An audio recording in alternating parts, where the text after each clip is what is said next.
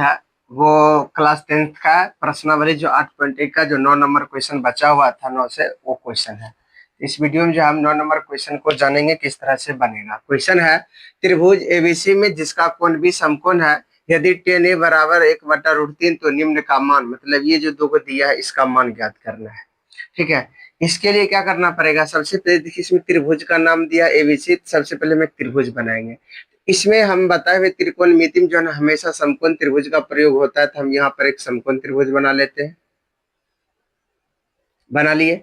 इसमें कह रहा है कि कोण बी समकोण है, यहाँ होता है समकोण 90 डिग्री, इसलिए बी जो है यहाँ पर लिखाएगा। अब क्या बचा है ए और सी, यहाँ पर हम ए डाल देते हैं, यहाँ पर सी डाल देते हैं।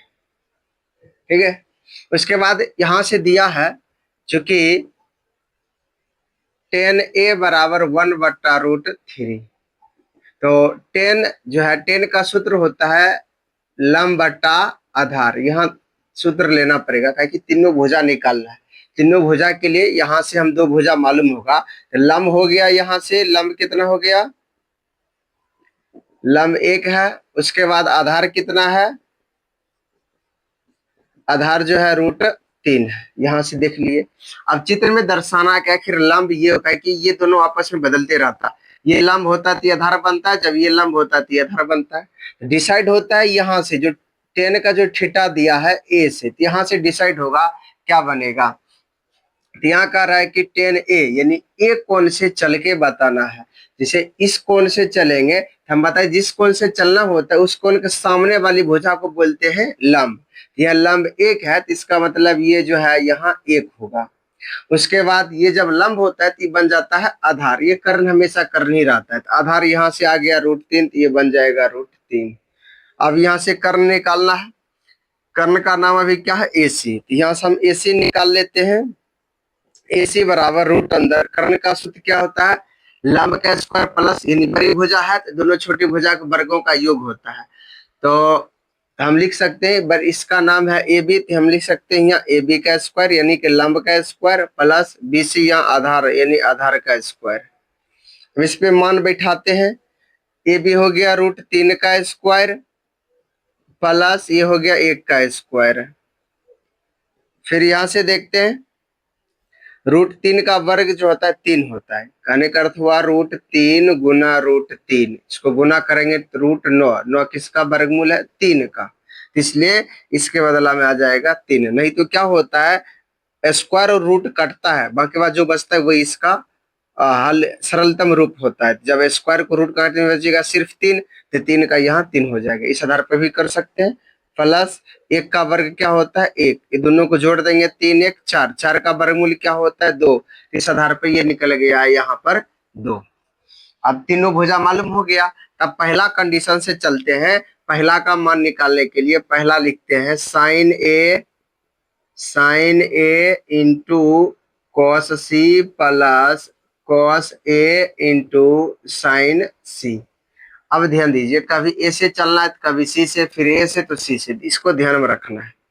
देखिए साइन ए इधर से चलना है, ठीक है, ये लिखा है ये कौन से चलना है, इसका सूत्र होता है साइन का लंब बटा कर्ण। जब इधर से चलेंगे तो ये लंब कहलाएगा, तो यहाँ हो जाएगा 1 बटा कर्ण, हमेशा यही होता है, यहाँ इंटू मतलब होता है गुना। अब कॉस को सी से चलना है, इधर से चलना है सी से, कॉस का सूत्र होता है आधार बटा कर्ण। इधर से जब चलेंगे तो ये तो कहलाएगा लंब, तो ये हमको जरूरी है अभी आधार, तो ये बन जाएगा क्या चीज आधार, तो आधार हो गया 1 बटा कर्ण, हमेशा वही होगा। फिर यहाँ बीच में जोड़ है जोड़ देंगे cos से, फिर अब cos को इधर से चलना है, सूत्र वही होता है आधार बटा कर्ण। इधर से चलेंगे तो ये तो लंब हुआ, आधार ये बनेगा तो √3 बटा कर्ण हो गया 2 गुना साइन सी। इधर से चलना है साइन, साइन का होता है लंब बटा कर्ण, इधर से चलेंगे तो ये होगा, सी कह रहा है तो सी से यही ना है, इधर से चलेंगे तो ये होगा लंब, लंब जरूरी है तो यहाँ लंब लिख लेंगे बटा कर्ण वही होता है। अब इसको हल करते हैं।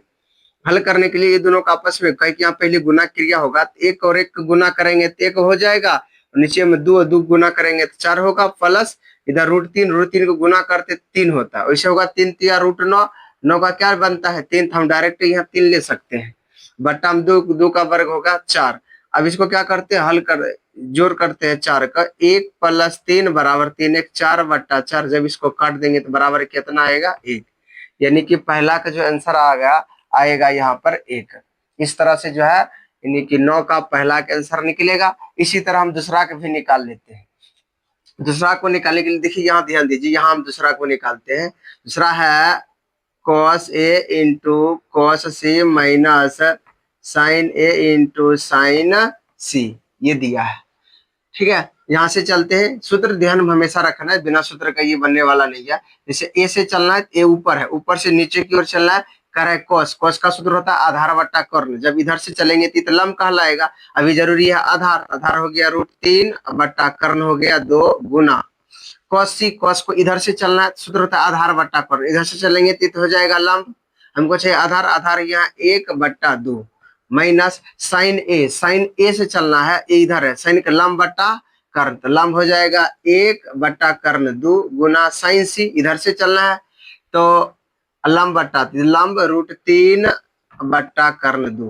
अब इसको हल करते हैं, √3 1 गुना करेंगे तो √3/2, 2 गुना करेंगे 4, माइनस 1 का √3 गुना करेंगे √3/2, 2 गुना करेंगे 4। देखिए दोनों सेम है, घटाव में तो दोनों कट जाएगा तो बराबर 0।